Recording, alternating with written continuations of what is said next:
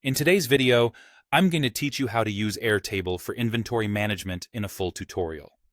Whether you're new to Airtable or just looking to optimize how you track your inventory, this guide will walk you through the steps, from signing in to customizing your workspace. Let's jump in and get started. Once you're signed in, you'll land on your Airtable dashboard. Here, you might see some existing workspaces you've worked on before. However, today, we're focusing on setting up a brand new one to streamline your inventory management. To kick things off, click on the Create button to make a new base table. This base will be the foundation for tracking all your inventory items. It's a good idea to give it a descriptive name, something like Inventory Management, so you can easily identify it later. By default, the base is labeled Untitled Base. Let's change that.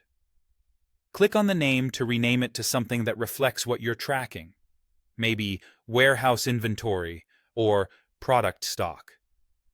A clear naming convention is essential, especially if you're managing multiple bases or planning to share this with a team.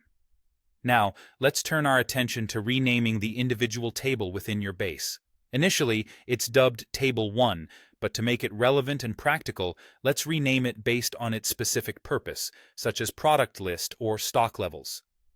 This makes organization and navigation much more straightforward for everyone involved. The next step is crucial: adding relevant fields to your table. Fields are the backbone of any inventory management system, representing the specific pieces of information you need to track for each item. Consider what's essential for your operations. Fields like item name, quantity, supplier, and product category might be foundational. You can tailor the field types to fit your data, whether it be text, numbers, drop-down lists, or dates. This flexibility offers a comprehensive view of your stock data, adaptable to varied business needs.